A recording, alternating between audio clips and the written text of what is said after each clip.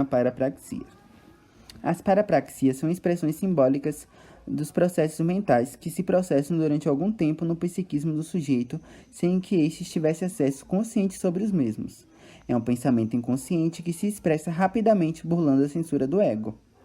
A mente do ser humano é repleta de nuances e complexidades. Muitas vezes o indivíduo, em seu cotidiano, realiza uma atividade de forma contrária à sua intenção inicial.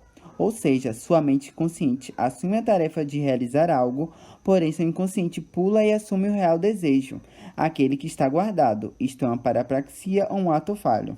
As parapraxias agem como um potente mecanismo de defesa do ego, fazendo toda a memória se esquecer de um momento para o outro, o que considerava importante ser lembrado. Isso acontece para que o desenvolvimento da ansiedade ou culpa sejam evitados. O ser humano busca prazer em cada atividade que realiza.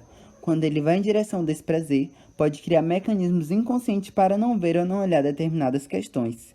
A palavra parapraxia vem do grego paraprax, que significa outra ação. Em alemão, significa ação errada. Segundo Freud, o inconsciente guarda tudo o que você quer esquecer. Transforma isso em sonhos e atos falhos para lembrá-lo de que você não o esqueceu.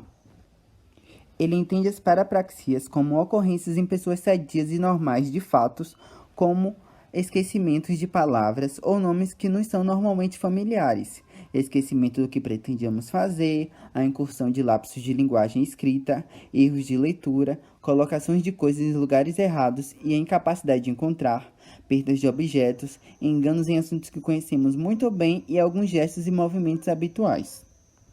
Esses fatos normalmente são atribuídos ao cansaço, estresse, distração ou algum tipo de doença leve. A parapraxia sempre possui uma intenção e significado.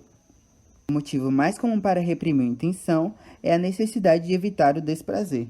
Segundo Freud, perdemos um objeto se ele faz lembrar alguém com quem tivemos uma briga, a pessoa que nos deu o objeto, por exemplo. Tomamos o trem errado se estivermos fazendo uma viagem contra a vontade, se preferíamos estar em outro lugar. A memória revela sua parcialidade, mostrando-se pronta para impedir a reprodução de impressões comprometidas com uma emoção angustiante, se bem que este propósito não possa ser alcançado em todos os casos.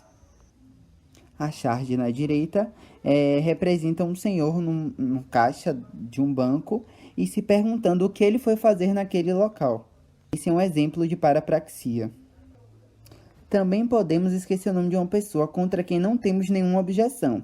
A análise mostrará, contudo, que o nome despertou a lembrança de outra pessoa que tem o mesmo nome cujo som é semelhante, com o qual temos boas razões para antipatizar.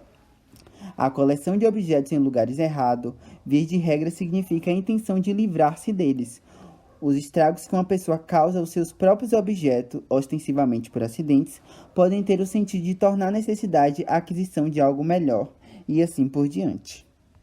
Freud descreveu 4 tipos de ato fracassado. O primeiro deles é o verbal, que é o mais conhecido, o gráfico, que ocorre na escrita e outras manifestações gráficas, funcionam de maneira muito semelhante aos verbais.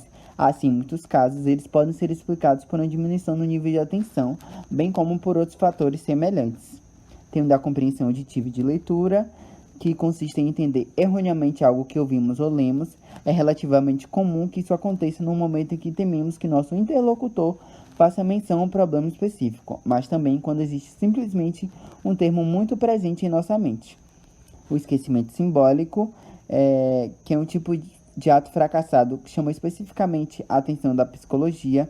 Não é incomum as pessoas esquecerem de ir a consultas médicas ou profissionais que geram uma rejeição específica, além de realizar tarefas que não lhe interessam. A teoria de Freud e a prática psicanalista em geral baseia-se na crença de que é possível inferir conflitos e impulsos inconscientemente reprimidos de muitas ações e experiências na quais essa estrutura da mente intervém.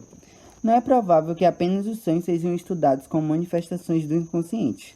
De acordo com a psicanálise, em muitos casos podemos detectar elementos semelhantes durante a vigília. Alguns casos são parapraxias, sintomas neuróticos, mecanismos de defesa ou métodos de associações de palavra. Freud descreveu que, uma vez atos falhos, também ocorrem em pessoas que não mostram nenhum tipo de psicopatologia. Eles podem ser considerados um sinal de que processos inconscientes também existem naqueles que não sofrem de neuroses ou outros distúrbios psicológicos.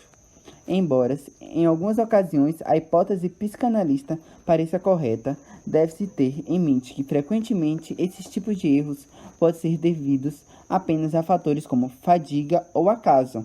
Lembre-se que o próprio Freud disse que, às vezes, um charuto é apenas um charuto, quando chama a atenção para o seu próprio hábito. E assim encerramos a apresentação. Muito obrigado.